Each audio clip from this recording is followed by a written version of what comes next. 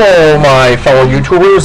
Today I'm actually doing a part 2 to that, whether you bug out or bug in, whether you decided you want to flee to a better location or whatever. I got it from the book Holding Your Ground. Alright, so, but I got it last week in the mail, and it was recommended by Southern Belle Prepper. And it let me think, the title of this video is going to be The Event Horizon. And what the event is, it's the trigger or act that initiates us having to enact our plan. It's an event that could happen from a total economic collapse like October 25th, 1929. It could be an earthquake, tornado, something that all of a sudden can happen fast or slow. So that's the event. It could be earthquakes or anything. There's actually 5 different categories. I'm going to go in order. It goes from top to bottom. It's security and time. Social grace. Historically, when an event has occurred, people have initially banded together to help each other. And this is called a grace period. Right after some of these tornadoes, people had helped out with the Red Cross, Salvation Army, donating food, clothes, money, things like that. Hurricane Katrina.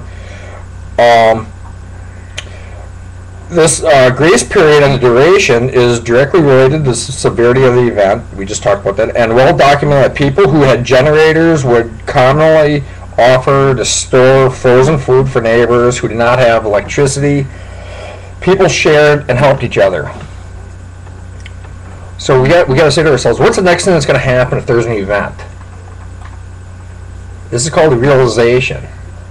Let's say 3-4 days after the event happens. How are people going to act? Are they going to have the hospitality as they do? Are they going to be as kind? You know, maybe reality has set in. If it's a major catastrophe or some, we have to think about whether the government's going to help or not, or if they can, or if they're overwhelmed the way it is. Look at Hurricane Katrina. That was a perfect example in New Orleans. Realization, when a severe event occurs, realization will set in. People who will become more self-centered, more independent, like during Katrina. This is the stage that generally looting begins. Maybe it comes from a time period of it finally sets in as I got to take care of myself. I can't help anybody else. I don't have the resources.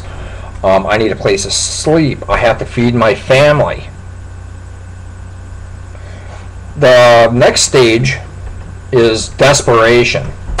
Again, depending upon the severity of the event, desperation will set in when basic services, security, or other needs are not available. The superdome in Katrina, New Orleans, after Katrina, is a prime example. While initial news reports of murder, rape, and other bad behavior were greatly exaggerated, the more time that expired, the more desperate those people became. You know, when everything is going good, we're probably at our best. But the thing, as it progresses and we start using up, as long as this keeps dragging on an event or over a period of time, like in the Great Depression, the less and less resources we're going to have to take care of other people. And then there's going to be other people that might just come to our house, you know, needing food or whatever, and you know, we got to make them decisions, very difficult ones. The next stage is called reorganization. At some points, people will organize. We always have. The amount of time that expires between desperation and reorganization will depend upon the severity of the event. This means that you can establish parameters within your plan. You will not be on a red alert forever, and that is important to know. The event itself is probably the most unknown, unpredictable variables in any defense scenario. Many preparedness experts attempt to classify the event in the levels of severity, duration, warning periods, and triggers. Of course, like any other future planning exercise, one can quickly find an exception to any classification. In military technology, the battle plan falls apart at the very first shot. Warning. What are the warnings when an event's going to happen? During the Great Depression, 1929, it took weeks before the severity and everything that had happened. Let's say the euro would collapse, or a default by Greece. It would take about 3 weeks, give or take, for us in America to, feel the ripple effect. But at the same time, if we went to war with Iran, we can see fuel prices going up to $7 a gallon.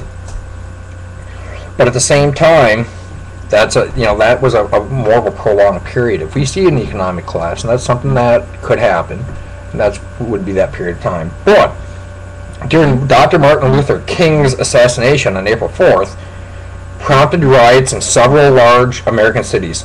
It was a few days after that horrific event before the violence began. That's something that was just very personal to people. People went crazy on that. There was protesting everywhere. What is the scale of the event? We have 3 categories: local, regional, and national. Local would be perhaps within our own city. If there's a flood or a rainstorm. Regionalized would mean it could be a county, a couple of counties adjacent to us, that it's affecting everybody. National, we could get hit with a EMP attack, or it could be a pandemic, it could be an economic collapse. Them are the 3 different scales. Well, that's going to be all for this part of the video. But there will be an adjacent, or I shouldn't say adjacent, another video right after this. So I'm going to go into it. I'm going to keep continuing on with this book. I keep reading things that are very important. Thank you very much for watching.